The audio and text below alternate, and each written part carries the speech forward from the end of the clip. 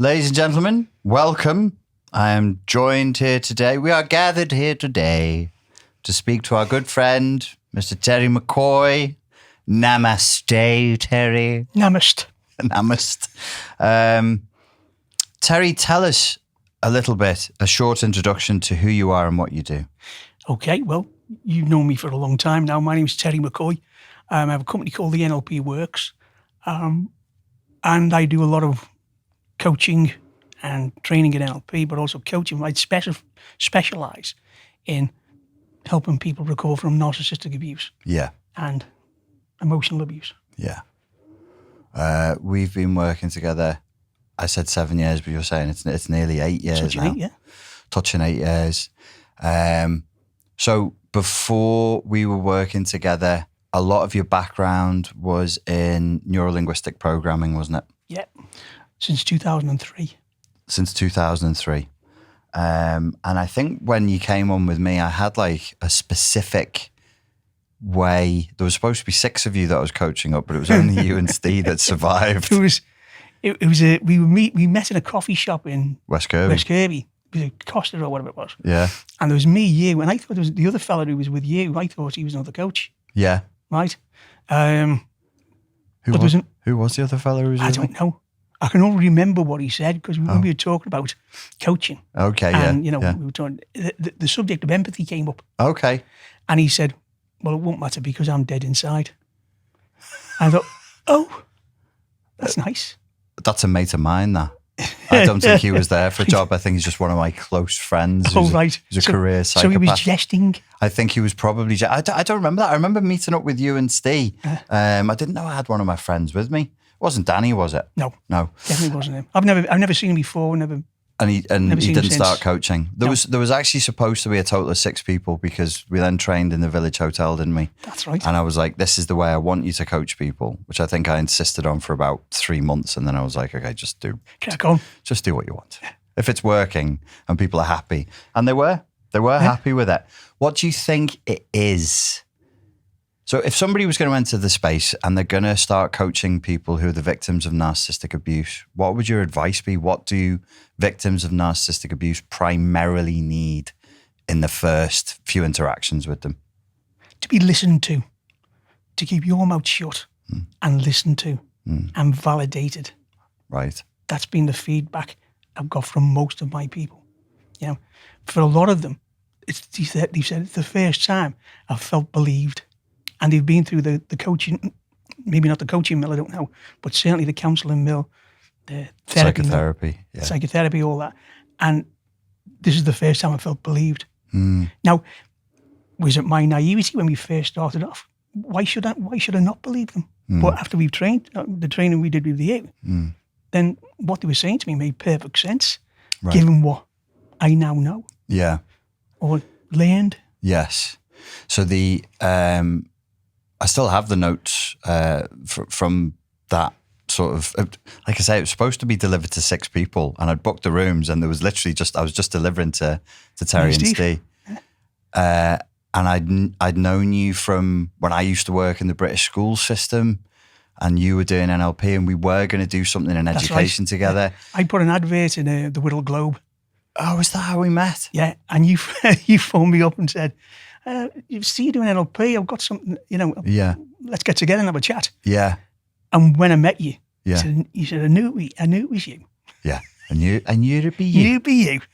And Steve, I'm not sure how, I think, look, me and Steve have discussed it loads of times, somewhere between martial arts and like dance classes and stuff. I just know from Liverpool's quite small, isn't it? It's a village, isn't it? It's a village, really. So, also the door, because you used to come to the living room. That's right. It was my local. That was your local. Yeah. And you were a gold member.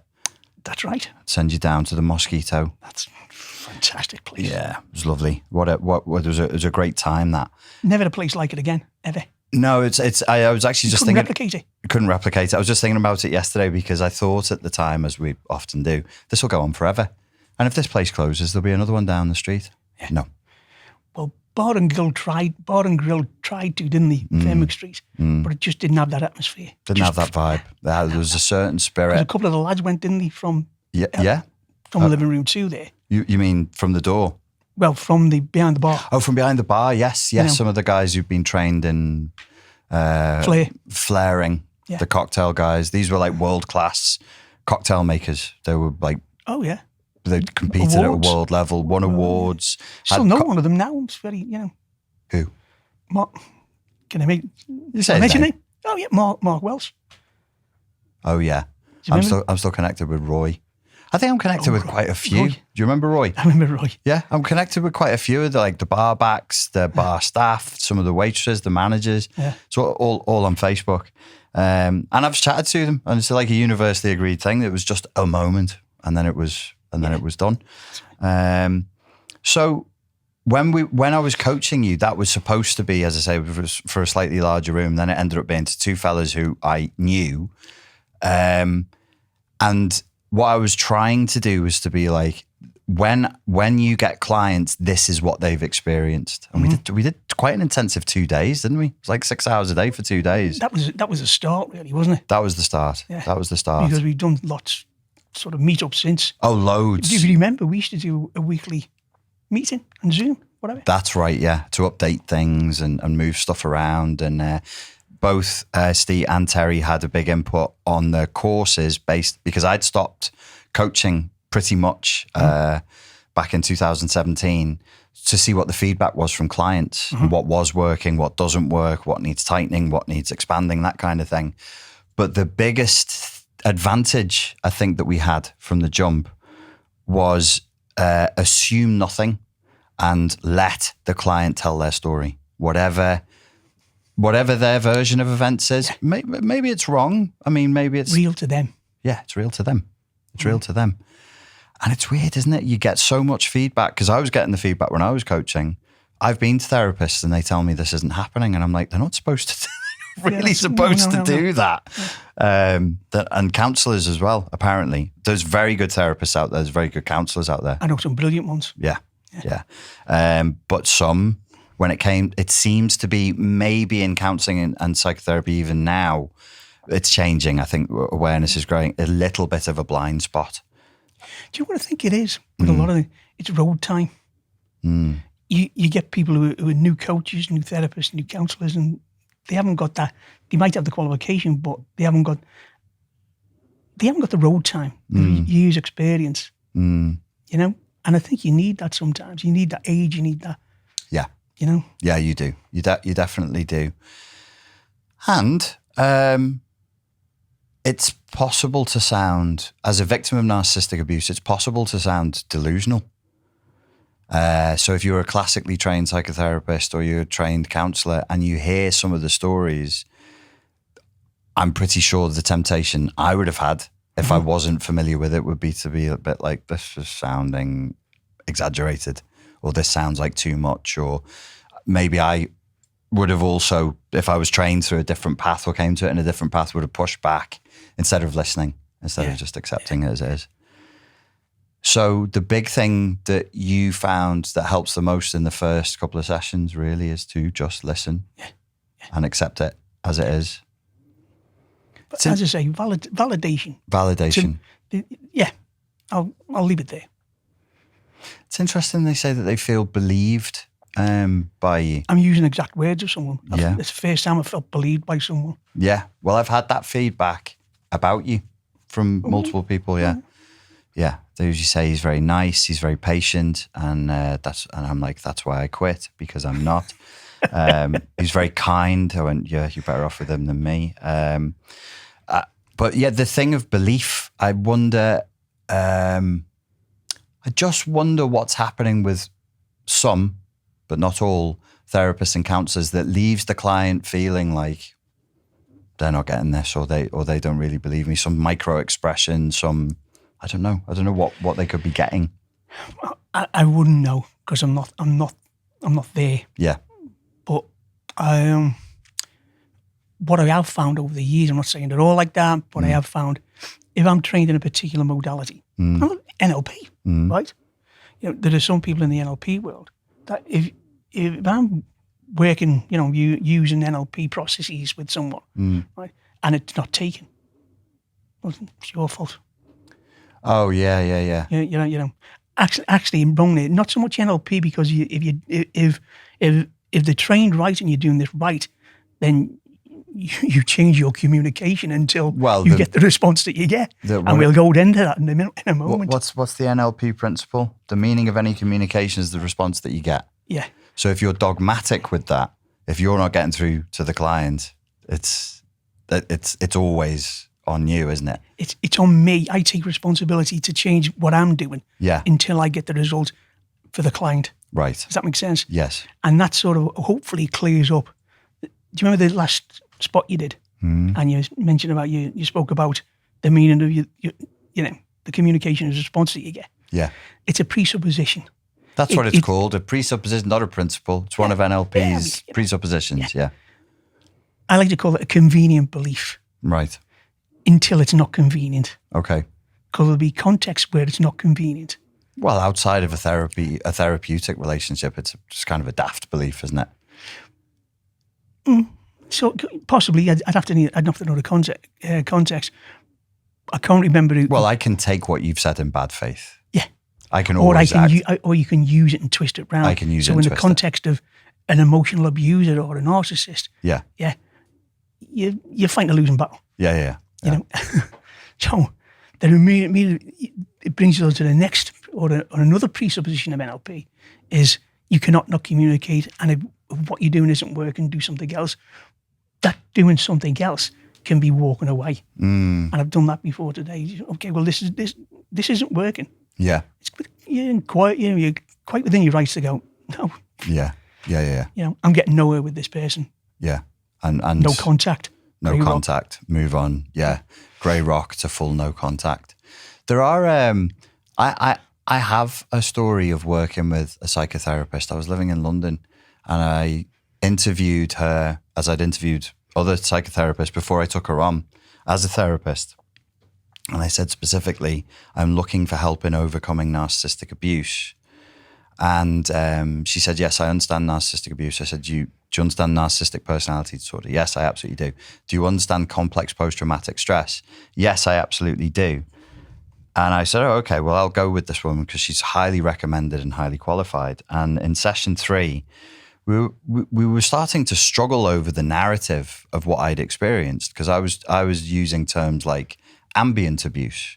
And she said, you do like these technical terms, don't you? And I said, that's a bit rich coming from a psychotherapist. I mean, you literally use jargon every time. We were getting into a battle, like an ego battle had started. At that point, it's got lost. It's lost midway through the session. And she was like, no, you're using jargon. I said, so when you use technical language, it's just technical language. But when I use technical language, it magically becomes jargon. And she said, no, that's not what I mean. And you know that's what I mean. I said, well, look, we're having a conversation in which I'm relating to you a type of abuse that's non-physical. My ex-girlfriend didn't hit me. It's called gaslighting. She said it's not. I was like, you were in the pants, or were you? Is this a fucking worked example? Oh, no, it's not. Oh, no, it's not. I was like, it's called gaslighting. No, it isn't. So what she was engaged in is ambient abuse. No, she wasn't. And I said, can you just tell me exactly what you mean when you're saying these things to me? She said, none of these terms you're using have any clinical meaning, and none of this happened to you because there's no such thing as narcissistic abuse. And I was like, we're 3 sessions in. I specifically employed you to help me with narcissistic abuse. Are you really doing this? From that experience, I came up with the term tertiary abuse. So you've got your primary abuse from the abuser, you've got secondary abuse because your friends and family won't believe you, and then tertiary abuse, you go to a clinician and they tell you it didn't happen. And you wonder why they doubt themselves. And you wonder why the victims of narcissistic abuse are full of self-doubt. I really don't know what happened with that woman. I'm trying to put myself, I'm being devil's advocate here. Yeah. What could possibly be going on in her head in order for her to say that, and it makes sense to her? Well, psychotherapy disproportionately attracts people with narcissistic personality disorder. So she's a narcissist? She's a fucking narcissist. Fucking narcissist. Narcissist, mate. Narcissist. I do actually think in her case, looking back, I really don't know why I hired her, because she was a very, very strange woman. Like, she would brag about the fact that she was addicted to smoking. And she'd say, but I'm in total control of my addiction. And she didn't say this until, so the reviews were excellent. And like where she'd studied and she'd published papers, not on narcissism, but on other, she was an academic. And I was like, this is a high IQ woman. She's gonna tell me the truth. Big difference between an academic and someone who's done a bit. Yes. Yeah. I thought you were making that face when I said she's a high IQ woman. I thought you were going to go, no, there's no. That was my joke. That was my joke. Terry had no say in that. I like my teeth where they are. He just happened to be in the... Listen, Terry's wife. What's your wife's name? Sarah. Sarah. Listen, Sarah, that was all me. That was my fault. I'll still get the blame. Are you the victim of narcissistic abuse? This is a safe space. Is it? Yeah. No, this is a very unsafe space. I really, really thought that she was edgy. She was sharp. And she was in the interview, and I was like, she's going to call me out where I'm wrong and where I've gotten confused and deluded. I didn't think she would agree to therapy on the basis that I'm recovering from narcissistic abuse, and then in session 3 say, just whip the carpet out from under your feet. There's no such thing as narcissistic abuse, which is a crazy thing to say. I cannot, that was 2016. I cannot think of a good therapeutic reason why you would say that to someone. I can't think of a good therapeutic reason, but the only reason and I don't have to think of a reason because, narcissistic abuse it's a verb, isn't it? Yeah. Right? So she might be quibbling over semantics, like, oh, well, you look, because I do myself, don't quibble over semantics, but when people say to me, were they a narcissist? Was he emotionally abusive? I'm not too sure, and I think it's me. So, well, okay, unwrap, take the label off. Yeah. Look at the behaviours. Yeah. And how did it make you feel?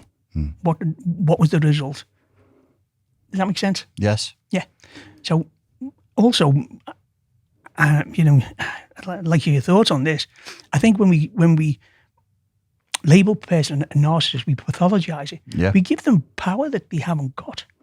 You give them power that they haven't got, and you're also kind of excusing them because it's, what are you supposed to, we don't stigmatize, well, we shouldn't stigmatize schizophrenics or people with psychotic spectrum disorder or dissociative identity disorder. So we shouldn't really, if somebody they suffer from schizophrenia, they suffer from this, they suffer from narcissism, well, that's poor them. That's the other side of pathologizing, isn't it? Yeah. So you make it something that they have no control over and no responsibility for. But there would have been a way of addressing that. She could have said to me, look, in the way that I'm trained, because there is an ongoing debate amongst academics as to whether it really is a personality disorder or not. Yeah. And she could have opened that, but she didn't. She just sneered at me and said, none of I don't know what you're talking about. And I said, why are you saying that? Yeah. I don't know what you're talking about because none of this exists. The thing is, Richard, narcissistic abuse doesn't exist. Okay. If you want to go the social constructionist route of pulling apart whether the construct of narcissism exists, we can do that, but you can do that in a kind and empathic way. You say, not in the therapy room when someone's suffering from it. It's a little odd. It was a little odd. And I do notice that you use the word emotional abuse more than narcissistic abuse. Because you want to talk about, well, what are the actual effects? Because you're not, it's not an academic endeavor, is it? You're not trying to create a theoretical model. No, I'm trying to get someone from where they are. That's my first question. Okay, this is where you are. Right? Let's say we've done 4 coaching, block of 4. Maybe we don't. Okay. Let's say we've done 4 coaching sessions and they've been an absolute success. Right? What will you stop doing that you're doing now? What will you start doing that you're not doing now? Right? I always bring it down to behaviours. Now you might go, I'm working on it, somatically as well. Got to it both, But bottom line, even if you get rid of that feeling, whatever that feeling is, you still, in my view, you still got to start doing something different. Does this follow through? And it brings one of the more common things that seem to come up with a lot of people. One of the things that seems to stand in their way of getting better is they allow whatever the feeling to take precedent over the action. You know, I want to do this. Like, for instance, maybe, I haven't been outside the door for, 3 months, and I just want to go and see me mum, my gran. I'm thinking of a particular person now, right? But this feeling, right? They allow this feeling to stop them doing that. So if, for instance, we start going, okay, so what could you do that will take you on the edge, right? And maybe I'm doing an amalgamation of different clients here, but for some, it's been walking to the edge of the gate and coming back. And each time you do that, it's almost like you're being going, okay, well, I can't do this. It sets up counter examples to the belief that I can't do something. Yes. Yeah. A kind of exposure therapy. Yeah. Graded exposure to the threat. Very, very graded. Just enough to make you uncomfortable, but not to make you go, oh. Not to freak you out. Yeah. No overwhelm. Yeah. And that you found is a method that works when you're looking to change behaviour long term. Do you know what? I mean, I've trained in quite a few different modalities. NLP, EFT, mindfulness, hypnotherapy, a couple of other things I can't remember now. But the one thing that, and if any of my clients are listening to this, they probably go, "Oh yeah, he's always saying this." One of the things that delivers consistent results for them I'm working with is just deciding where you want to go, what you want to do, and just taking those tiny steps towards, overriding the feeling. Remember the book, Susan Jeffers? Feel the fear and do it anyway. anyway. Feel the fear and do it anyway. That book is, the title says it all. I never read the book because the title's so good. Sorry, Susan Jeffers. Think about titling your book a bit more mysteriously next time. Yeah. You gave the game. Feel the fear and do it anyway. All right, I will. Do you want to buy my book before?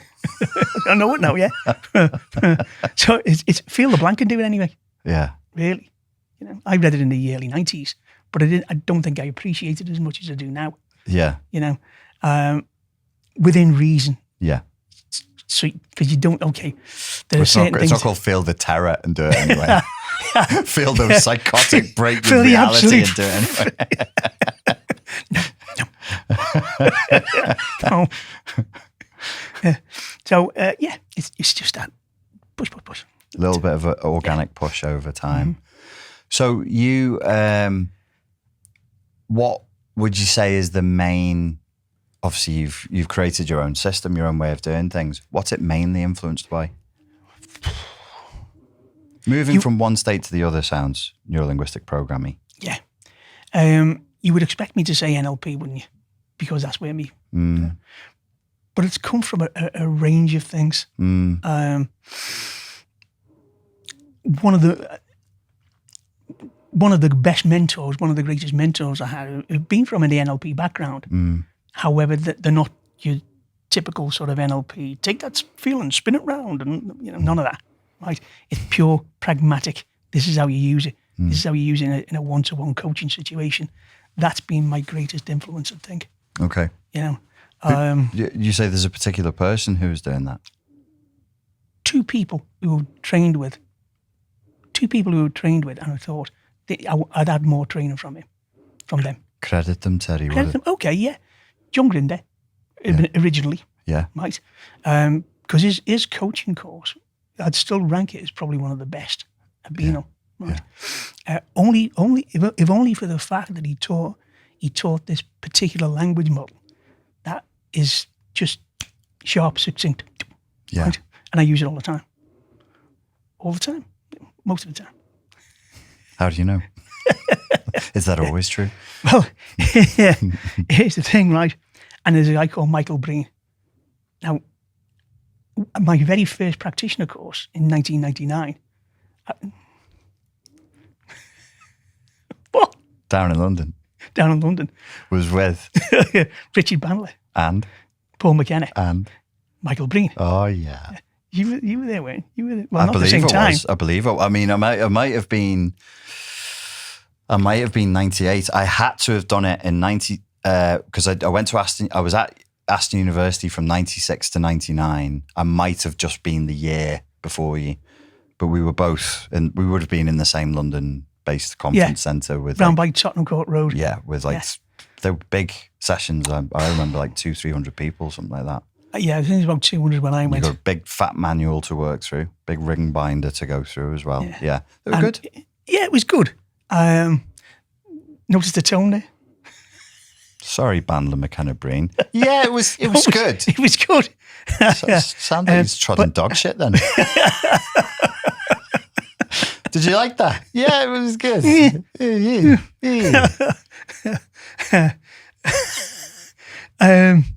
Well, it must have been good because I did master practitioner there as well. With them? With them, yeah. And hypnosis in 6 days with them. Yeah.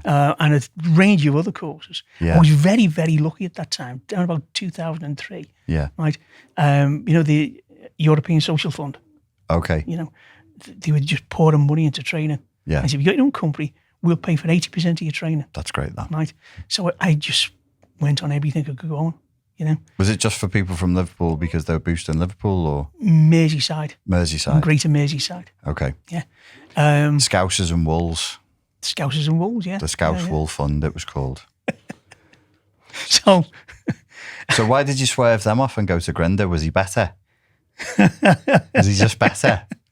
See, he went to Grinder and he's structure focused and he's kind and patient. I just stayed with Bandler and McKenna. I stayed with Paul McKenna and Richard Bandler.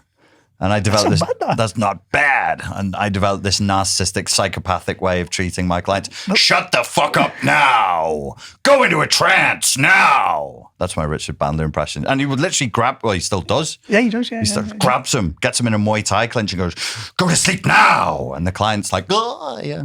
I've got to give him this, though, right? What have you got to give him? Yeah. All you don't. I'm only messing, Bandler, mate.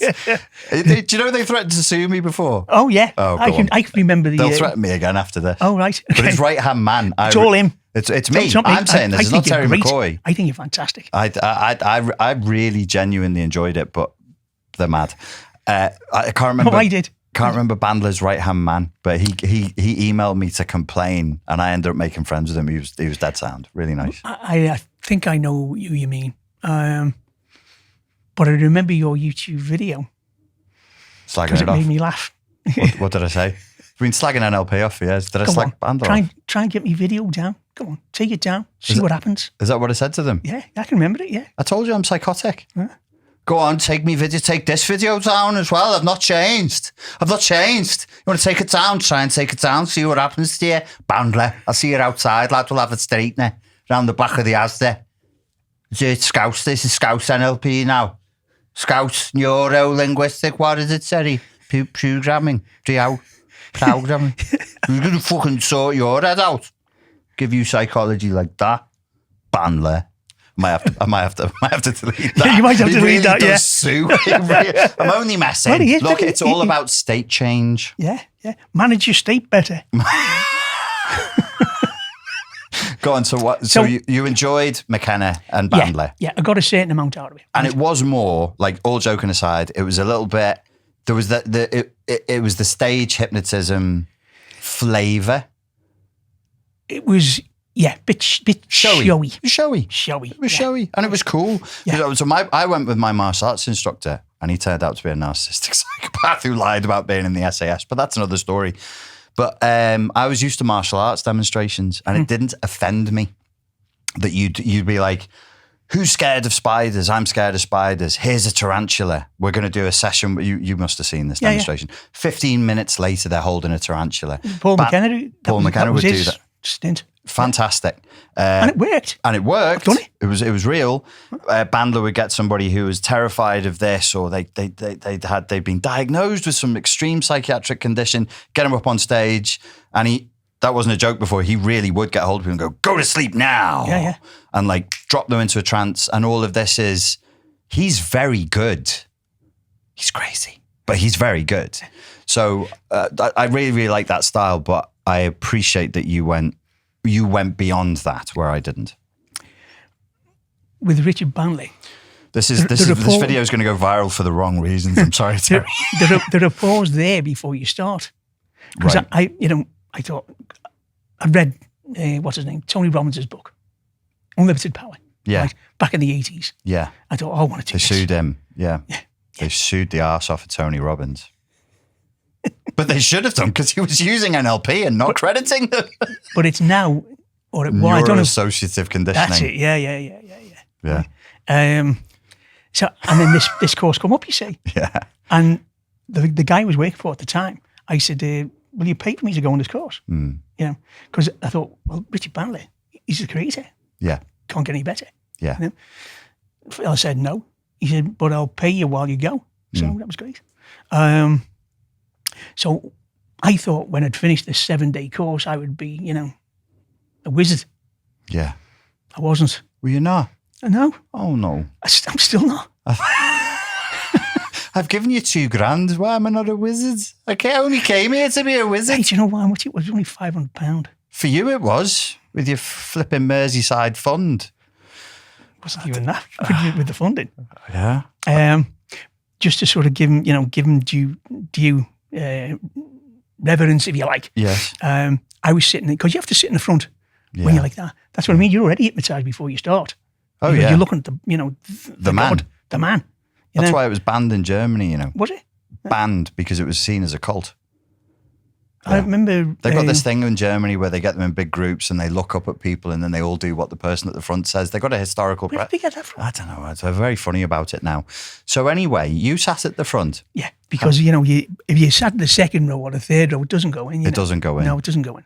So I'm sitting there, like that. Right? And he catches my eye. Right? He goes, what's your name? Terry. Come up here. Okay. We were slightly high pitched. Okay. Okay.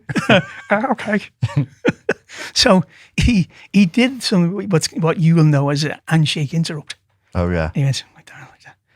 And he I can't remember the exact wording he used, but in a nutshell, he said, as you're paying attention to the palm, the lines on the palm of your hand, and your unconscious mind allows your hand to move slowly to your face, there might be a certain belief that you have, right?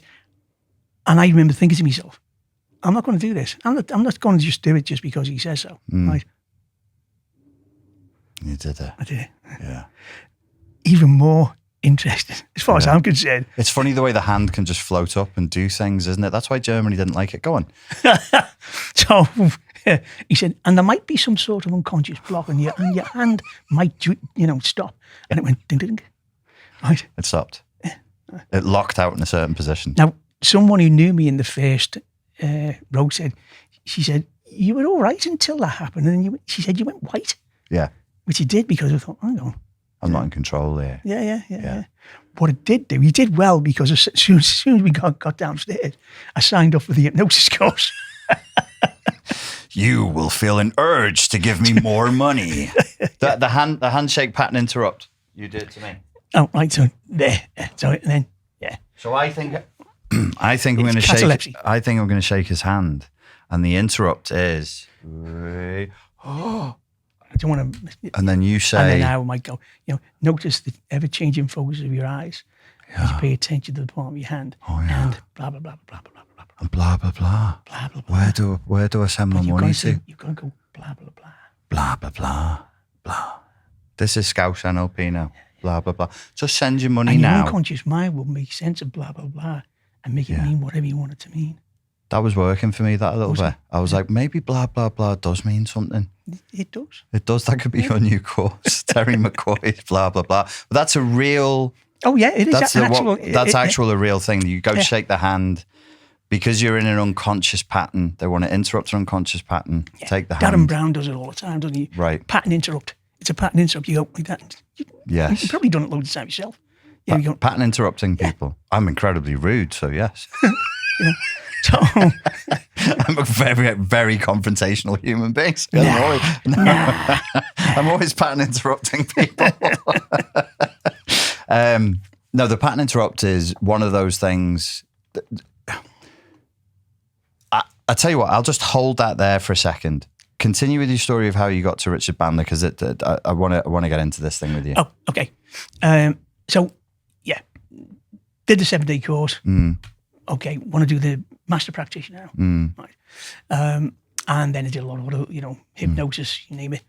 And I thought, okay, I want to become a certified trainer, because once I think something works, once I look at something, actually, this has got legs. Because I did use it, it did work, Yeah. For instance, martial arts. You Yeah. know? I remember I was anchoring a resourceful statement, I was going into a competition. Okay. And the second knuckle. You did it on the second knuckle. Yeah. I'm going to kill him. What was your competition? Karate? Yeah. Shotokan. Yeah. When you compete in Shotokan, what's that? Is that semi-contact? It's Allegedly semi-contact, and then you smash yeah. each other in the brains. Yeah, you can still lose ivory. The thin gloves, shin guards, full gi. Gloves, no shin guards. Oof. Yeah, it was They're dead back hard, in the these day boys. when contact karate was sort of still new. Yeah.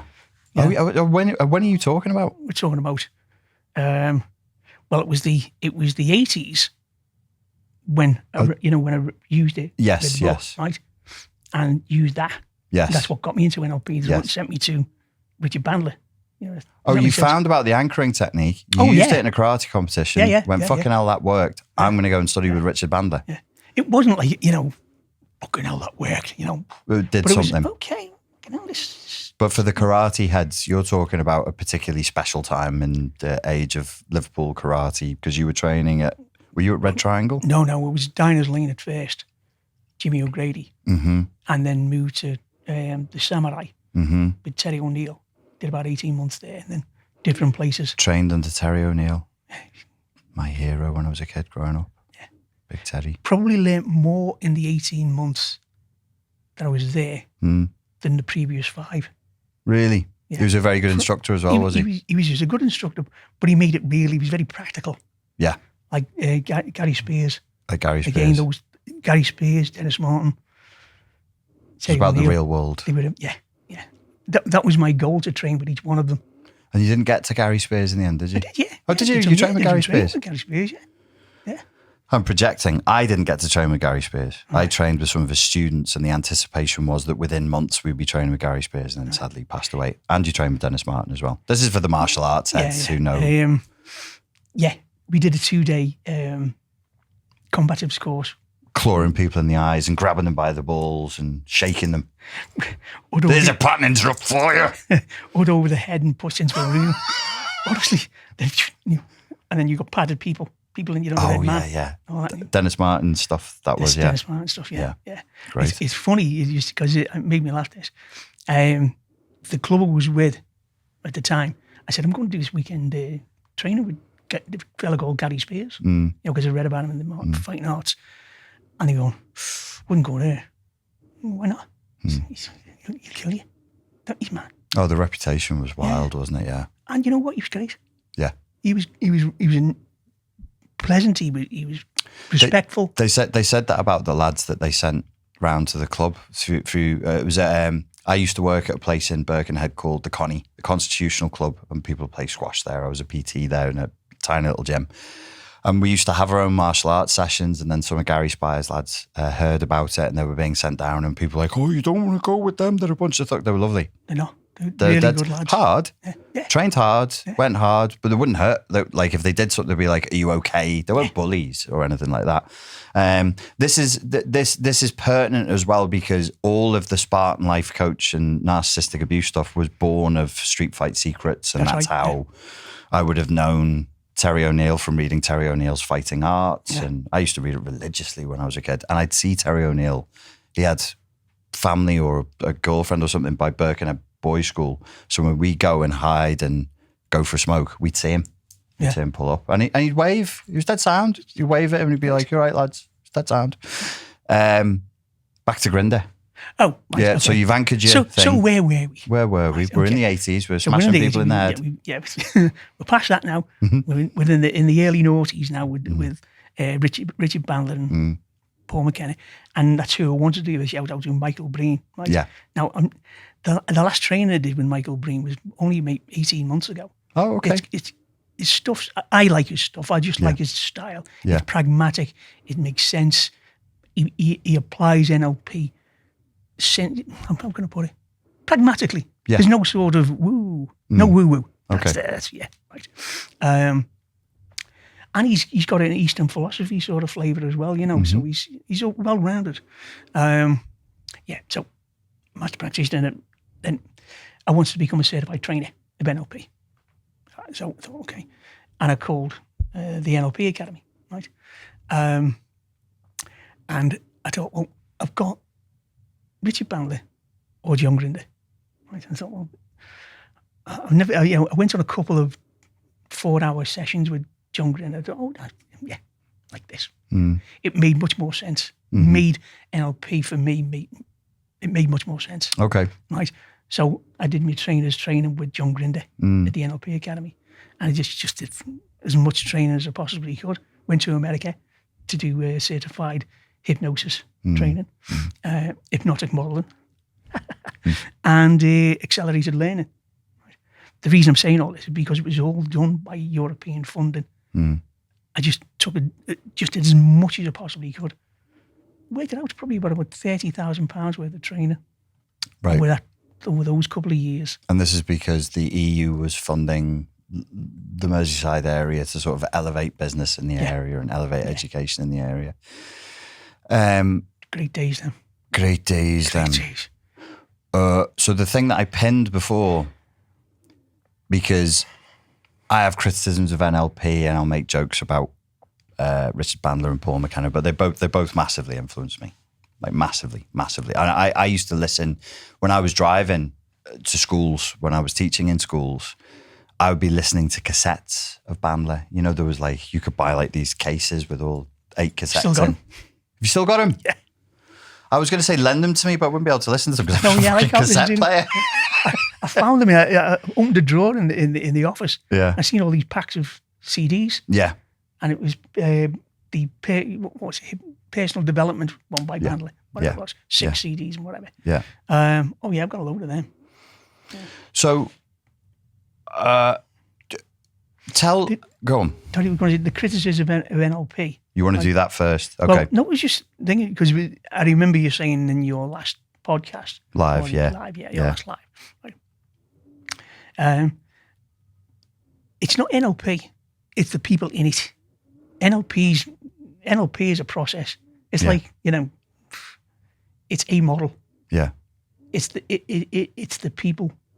people's intention using it that gives it a bad name. And there are a lot of dickheads.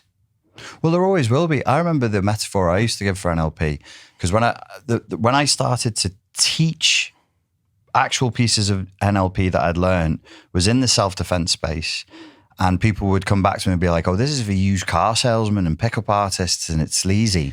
And I'd say, "Look, it's a social construct. There's no such thing as karate. It doesn't have a color. It doesn't have a flavor. It doesn't exist. We just universally agree as human beings that there's a certain practice we get together and do called karate. NLP is the same." Apparently that was a good thing to say, because Russell Brand stole that and then put it in one of his stand-up routines. Shout out to Russell Brand for listening to me doing Street Fight Secrets back in 2004. I think he's always been a little bit into martial arts. He's a Brazilian jiu-jitsu guy now. Oh, is he? Yeah. As well as the other stuff he gets up to. It's really not. So, okay, so what would you criticize about the culture that developed around NLP? There are certain skills, like that. Look at Terry's diplomatic little face.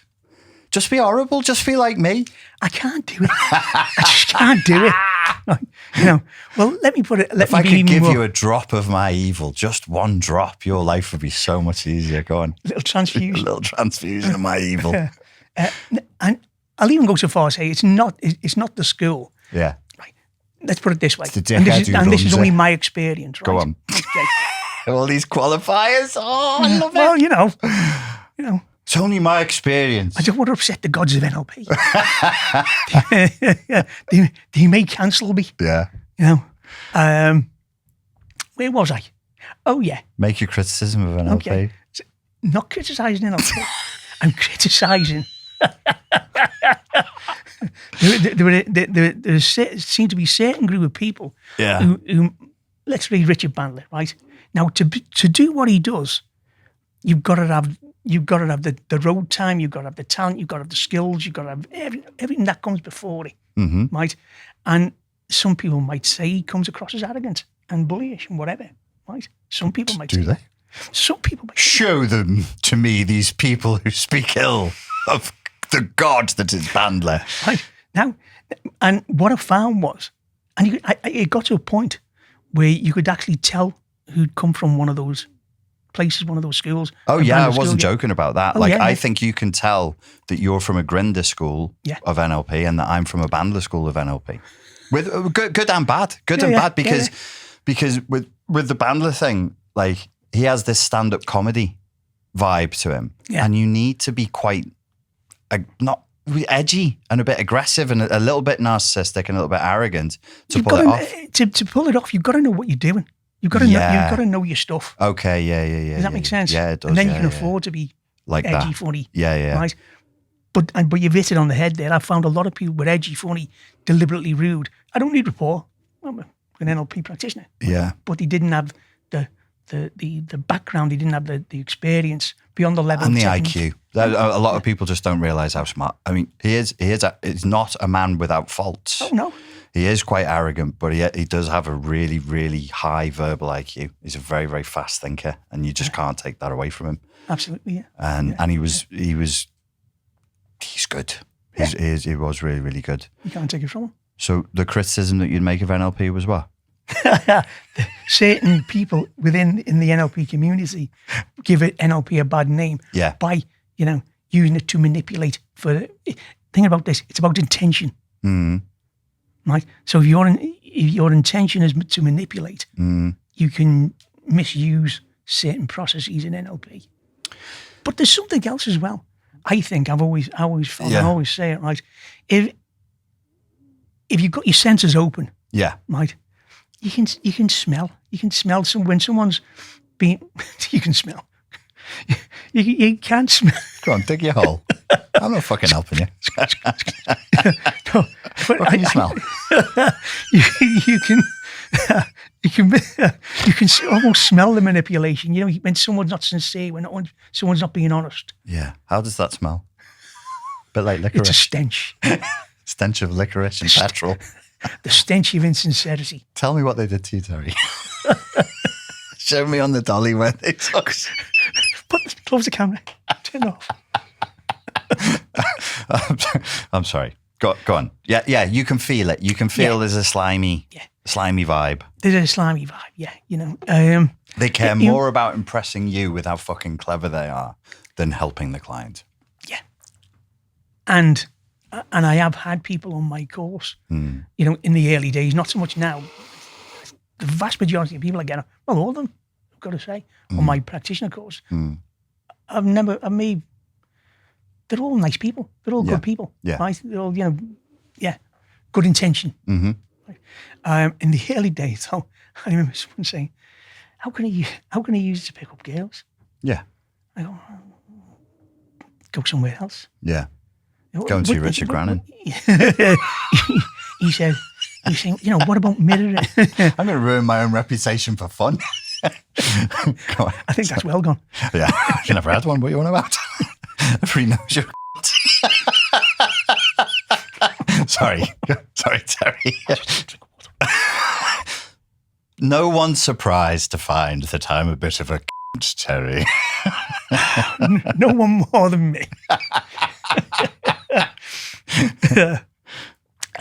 Where was I again? Pattern interrupt. But no, that was a pattern interrupt. This is a wipe. This is what they don't like in Germany. Go on. Okay. Sorry, why was it banned as a cult? We don't know. That's a genuine. It's called a visual wipe. You wipe the person's visual field. That's a real technique. Yeah, one of them. Sends them into a hypnotic trance. Not a technique, process. Process. Yes, you're quite right. It's a process. I don't like the word technique. No. Okay. So this lad, wasn't it? You know, he's a young lad. But he said, you know, what about this mirroring and matching and and I said, it comes natural. I said, why don't you just try being nice? You know when you're dating or whatever. Yeah. Just be a decent human being. Yeah. You don't need anything. Revolutionary idea. You should have. You know what? I should have wrote a course on that. Don't be a. Don't be a. Bleep this. Don't worry. Don't be a. That's the name of my new book. Don't be a. See how it goes. You know what your problem is with birds? You're a bit of a He's not a narcissist. He's just a That's a good book title. That's a good book title. I like that one. Yeah, no, it's. I think people can get into that mindset, can't they? It's like, how do I do NLP on people? How do I make people do what I want? And you just think, well, because you could use NLP for that, but I would say, I've taught lads this because lads in schools would ask me about it, and I'd be like, well, usually your state transmits. So you want her to associate good feelings to the sound of your voice and the sight of your face. So if you go into a good state first and you're transmitting a good state and you're pleasant to be around and you're being nice and you're being, or funny, because you can't just be nice and be passive, but maybe you're being cheeky, you're being provocative, you're a source of fun, you're a source of humor, you're a source of stimulation, then the connection, because NLP is about anchoring, then the connection is made. See your face, feel good when I see it. Feel good, feel a sense of anticipation. This guy makes me feel excited, or this girl makes me feel excited, whoever's doing what to whoever. But for me, it's got to come naturally. Right. It's got to be natural. Once it becomes technique-y, once it becomes then you're trying to do it. Then it's sleazy. It's sleazy, yeah. It's sleazy. There's no other word for it. Yeah. In my humble opinion, of course. I think it's a really, really interesting topic. I'm going to come back to that because I want to say a series of positive things about NLP. Oh, that would be nice. What do we love? What could you not do without that you got from NLP that you didn't get from anywhere else? Because NLP draws from a wide base. Yeah. Go ahead. Okay. You do one, I'll do one. The language patterns, the language model. Right. Specifically, the meta model. Yeah. And something called the verbal package that John Grinder taught us. Yeah. Right? Specify language. Right. Cuts through all the people's generalizations, people's stuff they're leaving out, stuff they're making up. They would be without a doubt those. Okay. Right? And I would say, because the general coaching model with Michael Breen, the way he's just put it together, very simple. I teach it my clients. How would you describe the general coaching model? Very simple. Well, there's more to it, but in an essence, in a nutshell, it's where you are now. How do you want to be? Right. Describe where you want to be, sensory based. Right. What let's say you've got it. How will you know? Right.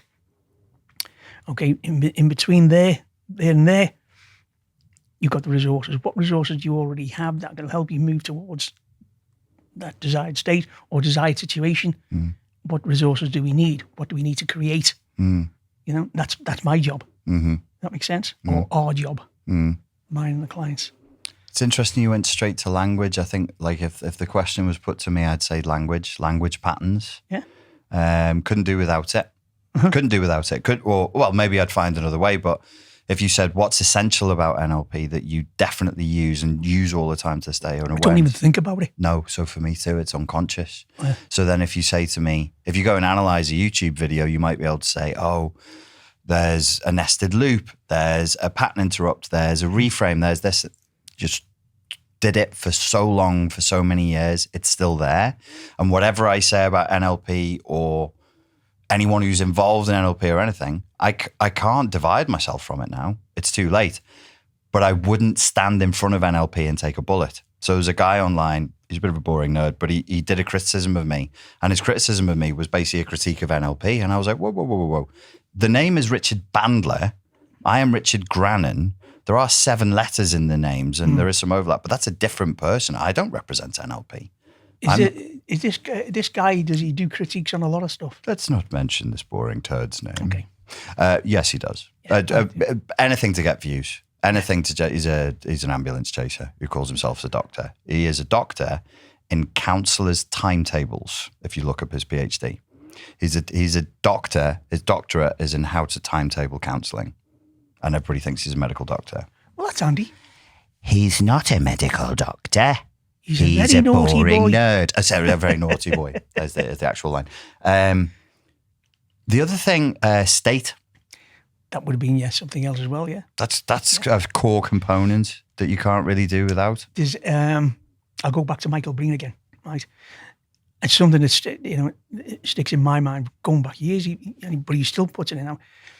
If you raise your energy by if you just raise your energy by 5%, whatever you do, bring energy to whatever you do, and just raise it by the 5. You don't know whether you're raising it by 5%. There's no meter, right? But just up the energy, right? And it's right. I, as you probably know as well, I allegedly use humour quite a lot. Well, you think you fucking. well, some of my clients think I'm funny.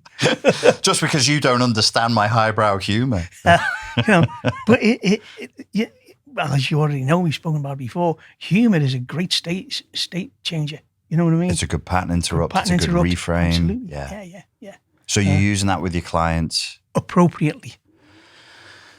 Can you teach that or no? Well, I could. I couldn't. I couldn't say to anyone, I'll teach you how to be funny. There are people like, for instance, can't remember the name now, but she teaches coaching and she uses laughter as a, like laughing yoga. Laughing yoga. She puts that, humour into coaching. Yes. And teaches elements of it. But yes, I have my doubts. Yeah, it either comes naturally. I'm willing to be wrong. I'm always. Well, no, there's not. It sounds awful to me. There's nothing funny. So funny in a therapeutic context. You're not a therapist. I'm not a therapist as such. But we're working inside of what is a therapeutic context. They're looking for healing, release from pain. Is it should be unique, and it should be it's an intimate gesture, and you should be able to arrive to it naturally, and that's what makes it funny. If I say now we're going to laugh, that's not funny. That's sinister. It made me laugh. Just then. It's not funny. Stop fucking laughing. It's not funny. You need to arrive there naturally, and I think there's something really powerful about going. So we walk in the map is not the territory. I like that as well. Yeah. It's not theirs originally, but it's who? Kubinsky. Kubinsky. And they popularized it and they applied it to people, where he was applying it to systems, right? He was systems thinking. So they applied it to people, and they made it literal in a way that's interesting. Plus they use hypnotic language, like Ericksonian style language. So you could the Milton model. So you can build a map of the client's world, and obviously they're in pain, so it's a little bit cold and it's a little bit dark, and they're kind of stuck in there on their own. And then you can go in with their permission, gently and with empathy, or arrogantly and rudely. Gently and with empathy, arrogantly and rudely. No, I'm nice in therapy. I'm much nicer in therapy. I take my shoes off at the entrance to their inner world, etc. Because you have to. Because if I'm frightening them, I'm not going to. I'm going to be. I don't get in. It's not nice, and I'm not. They wouldn't let me in anyway. No. So there has to be trust, and that builds over time. And then you go into that cold, dark place with them that nobody's been in, and they've been stuck in there on their own.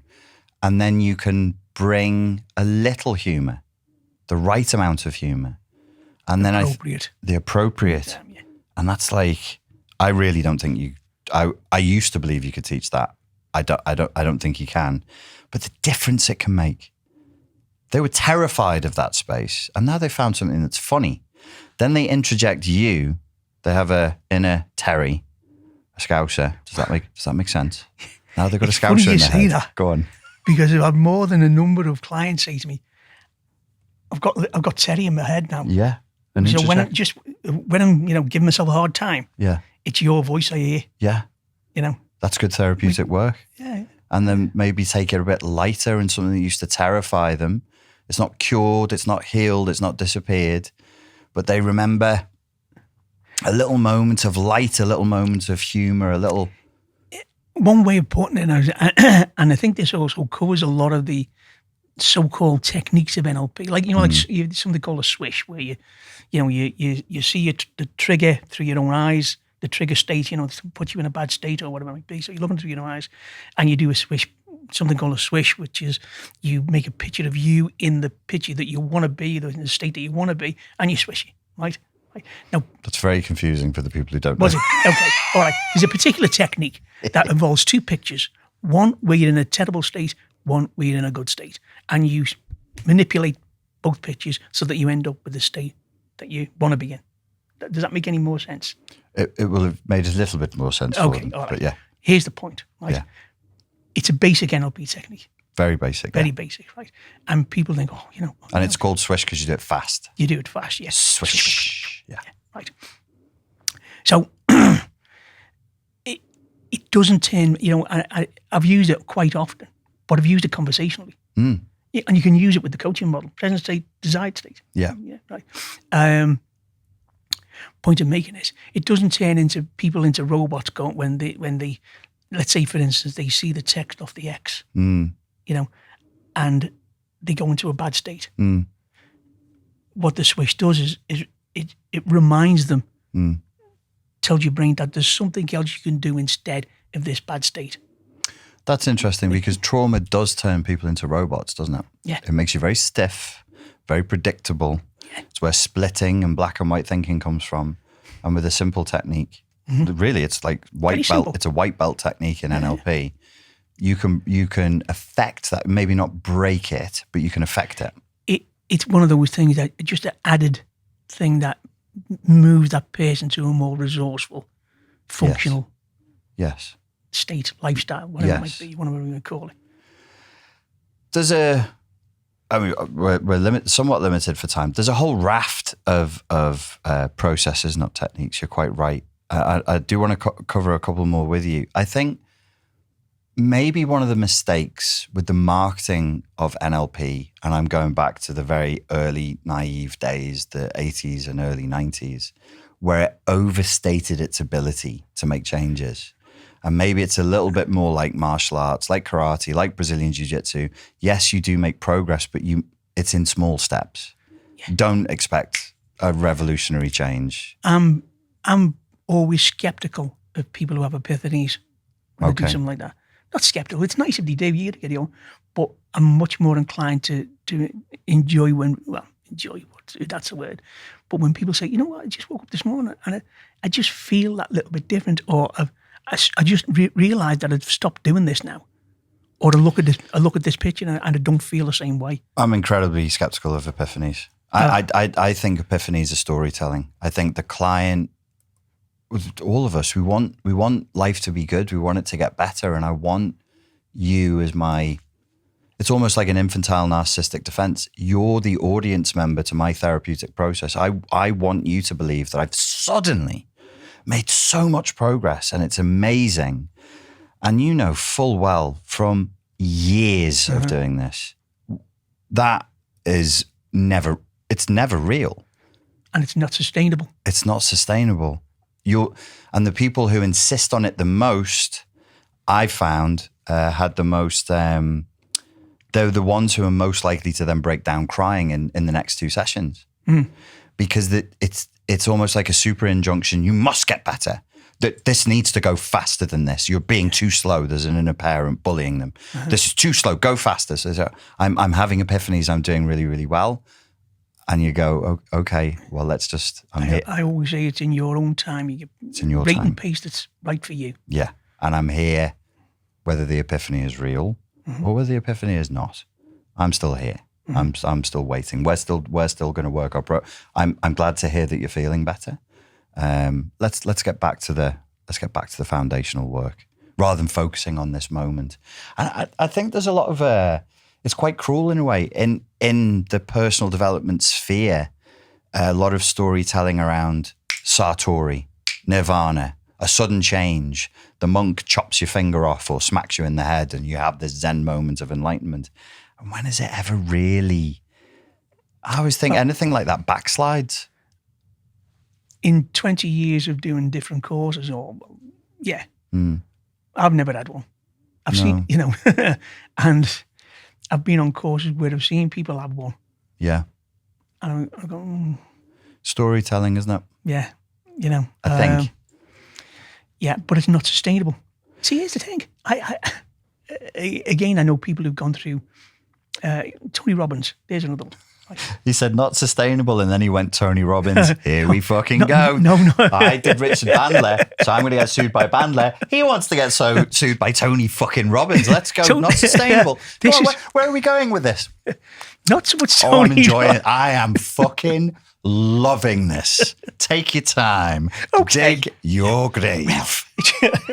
Not Tony Robbins himself. Like, I know the people around him. I know loads of people who've gone on the course, right? And what happens, Teddy? And they've gone, oh, fantastic, brilliant, right? But nothing changes.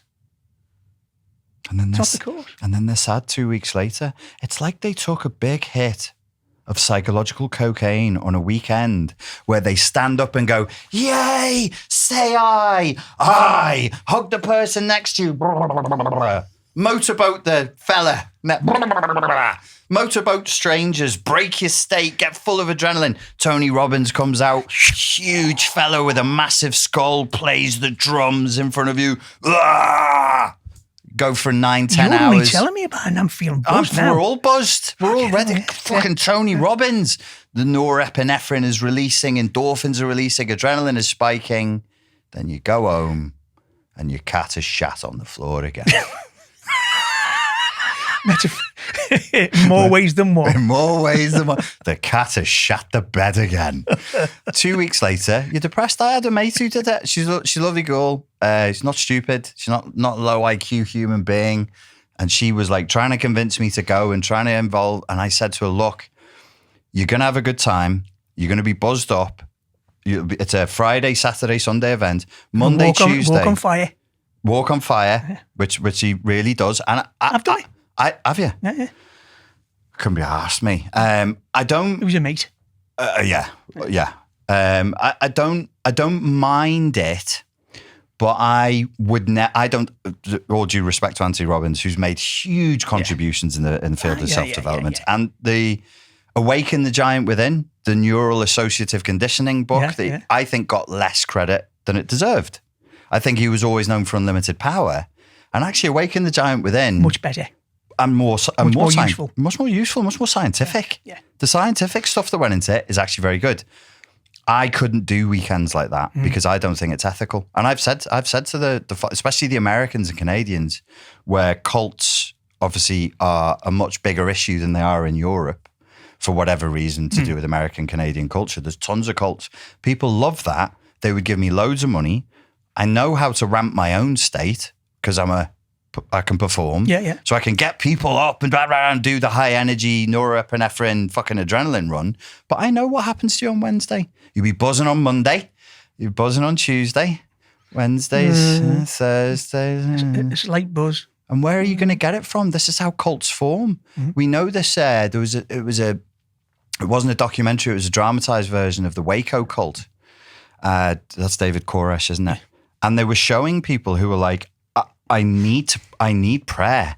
I need him because they really believed he was Jesus. I need to hear him speak while he's asleep. No, I need him. They're jonesing. They're like crackheads. I really need to hear him speak. I need to feel the presence of the Lord. They are interpreting it as, and it's kind of a contact high. And I know what happens in groups. I know what's happening to us at a neurobiological level. There's a name for it, isn't there? Large group motivation. I can't remember it. But there's an effect, is it? Yeah. It must be, right? It's kind of like mass hysteria. It won't be called mass hysteria, but whatever. But it is called some large group motivation, whatever. I can't remember whatever what it is. Exactly. Yeah. I know, well, super churches. Because you're looking at people around you. Yeah. Well, we're humans. It's very hard. If you sit with somebody and they're getting really excited, everybody knows this one. You're laughing at something so hard that just happened, and I sit down with you in the coffee shop and you can't tell me what you're laughing at because you're laughing at it so hard. I have no fucking idea what's funny, but I start laughing. Because I had this experience on a plane. Do you remember the old MP3 players? You couldn't shoot, you just had to wind and you'd steal stuff from LimeWire. Yeah. I stole a Richard Pryor. LimeWire. I stole a Richard Pryor comedy act, and it was the one where He takes you on this emotional journey. He gets monkeys, and the monkeys don't survive. And then he talks to the neighbor's dog, and it's brilliant. And in terms of neurolinguistic programming, you look at stand-up comedians like Richard Pryor. It's a case study. We're coming down into Tenerife, which is windy, and it's really turbulent on the way down. And I'd never heard the set before. It was the first time hearing the set.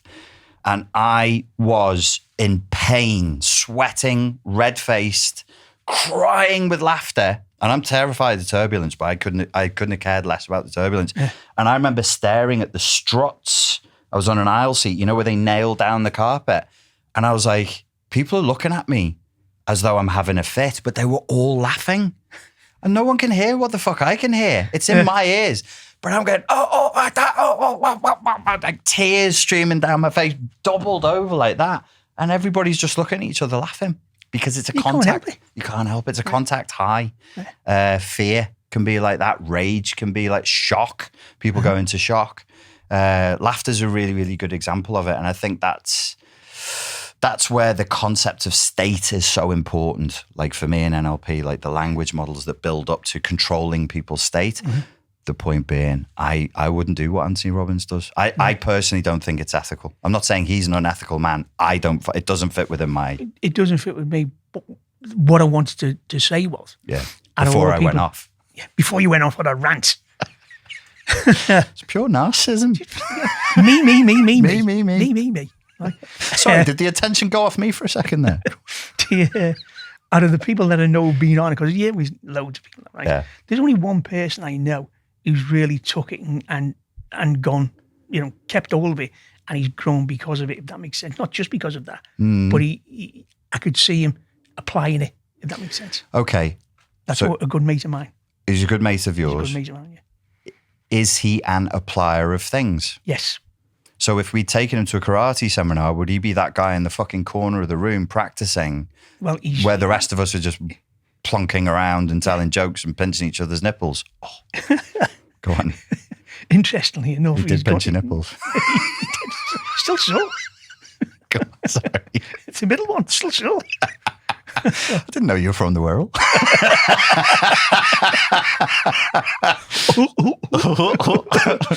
Yeah. My sister. Go on, sorry.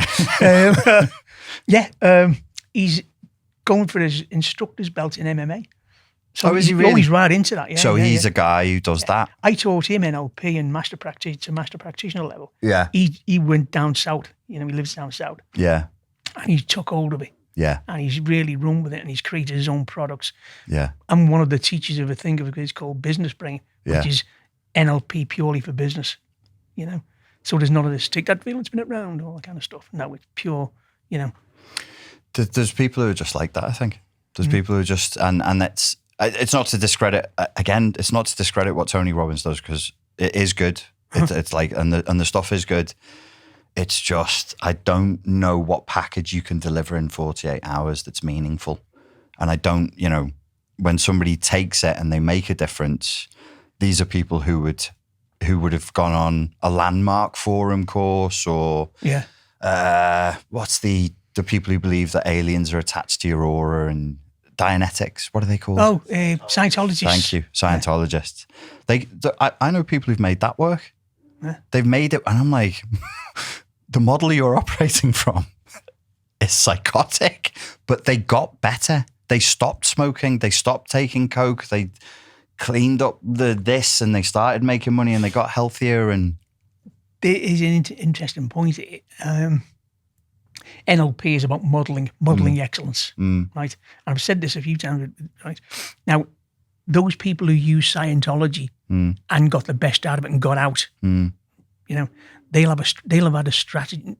Strategies don't exist, but they'll have a way of stacking their reality, for want of a better expression, or the way they see things and do things that made them be able to do that, to be able to take the best, apply it. They would if I was interested in doing so, I'd want to talk to them and say, okay, so how did you do that? What was your belief system? What did you actually do? Is this making sense? Yeah, you should explain a little bit though for people who aren't into NLP. Okay. The concepts of strategies, and what do you call that? Where I take your strategy, what's that called? You can. You install a strategy. Before I install it, Model it. Is it elicit? So I elicit your strategy and then I install it. That's okay. So let's take a step back. Right. So originally NLP was a modelling process. It's about modelling process. This is where the therapeutic aspect comes in. That's why it's got more of a therapeutic bent than anything else, because the original models of excellence in NLP were therapists. One was a Gestalt therapist. One was a relationship therapist. Virginia Satir. That's Fritz Perls. Fritz Perls. Yeah, he was the Gestalt. Gestalt. And then there was another person who was not only a hypnotherapist, but he was also a psychiatrist. Oh, okay. Psychotherapist, right? You know, and we're talking about 30, 40 years of experience there. Yeah. Right? They observed and modelled how they got the results. Does that make sense? And again, is what I think is an important point. And I'll use Virginia Satir as an example. Again, stories differ, but this is the one that seems to be, people say the same thing. You know, when you see people relate the story, right? When Bandler showed Virginia Satir what she actually did when she was with clients to elicit the results that she got, right? Helping clients, you know, she burst into tears because she wasn't consciously aware of what she was doing. Yeah. Does that make sense? Yeah. You know, like for instance, I'll give you a very quick example. On a master practitioner, there was a guy I was working with. He was a guitarist, right? Played the guitar, and there was a lady who wants to play the guitar. And what I used to do when I was doing master practitioner was I put them in pairs and go, you know, okay, you want to learn the guitar, you play the guitar. All you need to do, all I want you to do, the modeler, should we say, right, is just watch what he does. The guy who's playing the guitar, you don't say anything, no verbal instruction whatsoever, just watch what he does. Anyway, so it goes on for about 4 hours, right? About 4 hours practice, and as always, and what usually happens, he had to put some verbal input in. He said, "What you need to do," he said, "you need to get your wrist in a particular way, right?" And I thought it was brilliant for this woman, right? She said, let's call him Bob. Bob said, put your wrist in a particular way in order to get this particular note, whatever it was, right? Whatever you do on a guitar, don't play the guitar. He said that, but what he actually did was something else. Yeah. Right. So she said, and great, because she picked it up great. So I did what he did rather than what he said do. Right. Right. And I was able to hit the note. Yeah. Does that make sense? Yes. If we want to bring it back round to emotional abuse, narcissistic abuse, and I have said this to many clients, they get stuck in support groups. Yeah. And they go, you know what? Like there's no one there who sort of supports them a lot of the time. You know, what I've said, don't look at support groups unless there's people there who is actively and successfully dealing with their CPTSD, dealing with their, and do what they do. There should be an exit as well. There should be an entrance to the support group, and there should be an exit from the support group. Absolutely, yeah. But there isn't. There's usually, right? Look at the people who are successfully dealing with these issues and do what they do, model what they do. Don't look at the people who are unsuccessful. Make sense? Yeah, it does. It's making me think about therapy. So I'm in therapy, but I'm that sort of diligent type who, if you give me, like if I want something and it might help me to feel better, and you say, well, do this and do it every day, I probably will go off and do it every day. There's a guy I'm training with now, gone back to Brazilian Jiu-Jitsu. Too old for this shit. But my mate Tyler, I've interviewed with him here, ex-pro bodybuilder. So he's the same height as me, but lean and 105 kilos of muscle.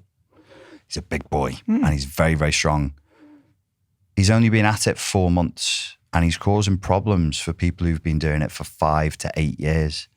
But when we go to the same instructor, when he's told what to do, he does it.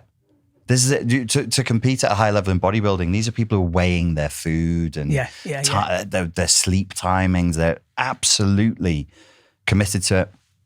He's watching videos all the time. He's doing solo drills. He's that type of a person. And I think that's where the concept of strategies is quite important, where we can say to people, okay, it's not that they went to Scientology or Anthony Robbins or, well, I'm not drawing an equivalent between the two. Shouldn't have said it like that. There is no equivalent between the two. They went to a self-development group or they went to a fitness instructor and they got different results.